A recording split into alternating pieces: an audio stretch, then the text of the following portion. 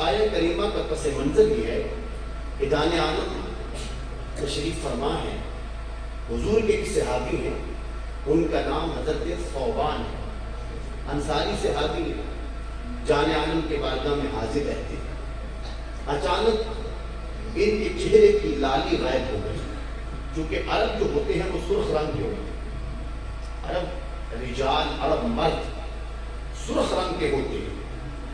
تو ان کے چہرے کی سرخی غائب ہو گئی، زردی نے ڈیرے لگا لیے۔ اب یہ جو کیفیت ہے یا تو بخار والوں کی طبیعت ہوا کرتی ہے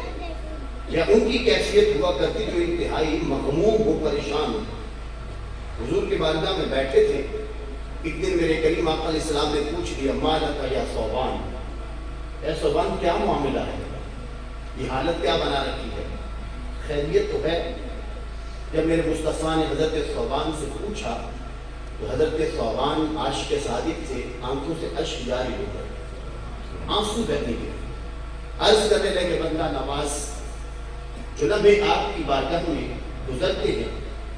دل بے قرار کو قرار کی دولت نصیب رہتی ہے، دل مطمئن ہوتا ہے، اور وہ لمحے جو آپ سے جدائیگی میں گزرتے ہیں، نماز عشاء کے بعد جب آپ کا شان اقدس میں تشریف لے جاتے ہیں اور ہمیں اپنے بوجھل قدموں کے ساتھ اپنے گھروں کو لوٹنا پڑتا ہے، وہ اوقات، وہ لمحے، وہ گھنٹے، وہ منٹ، وہ سیکنڈ جو آپ سے دوری میں گزرتے ہیں، وہ بڑے جان لیوا ہیں۔ دل مضطرب بے قرار رہتا ہے، اذان بلالی کا انتظار رہتا ہے، کب بلال اذان پڑھے ہم مسجد میں دوبارہ حاضر ہوں، سبحان اللہ، اور ترسی نگاہیں کب آپ کے چہرے والضحیٰ کو دوبارہ دیکھیں۔ سبحان اللہ، یا رسول اللہ صلی اللہ علیہ وسلم، آپ کے قرب کی جو سعادتیں اور لذتیں ہیں، جب یہ نصیب رہتی ہیں، آپ کے قریب رہتے ہیں، تو دل کی کیفیت باغ باغ ہوتی ہے، اور جب اٹھ کے جانا پڑتا ہے تو پھر وہ لمحے بڑے اذیت ناک ہوتے ہیں۔ یہ تو دنیا کی زندگی ہے، اور بالآخر اس دنیا کے چراغ کا بجھنا یقینی ہے۔ یا رسول اللہ، چند دنوں سے میرے ذہن میں یہ خیال ہے، اور یہ خیال بار بار میرے دماغ میں گردش کر رہا ہے کہ یہ ناپائیدار زندگی 50 سال 70 سال کے بعد خاموش ہو جائے گی، آخرت دائمی ہے،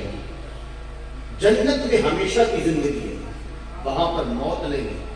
وہاں موت کو بھی موت آ جائے گی، اور حضور یہ بھی یقین ہے کہ آپ کے صدقے جنت اللہ عطا فرما دے گا۔ سبحان اللہ، خیال، فکر اور سوچ یہ ہے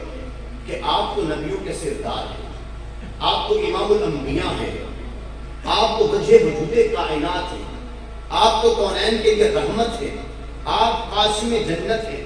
تو بالیقین اللہ کی جنت میں سب سے اونچا درجہ اور مقام حضور وہ آپ کا ہے، جنت تو آپ کے صدقے مل جائے گی۔ آپ نے فرمایا ہے کہ جنت میں درجات ہیں، ایک درجے کی اٹھان، ایک درجے کی بلندی دوسرے درجے سے اتنی ہے جتنا زمین سے لے کر کے آسمان تک کا فاصلہ ہے۔ یا رسول اللہ، میں سوچتا یہ ہوں آپ جنت کے سب سے اونچے درجے میں ہوں گے، اور نہیں معلوم آپ کا ثوبان جنت کے کس درجے میں ہوگا۔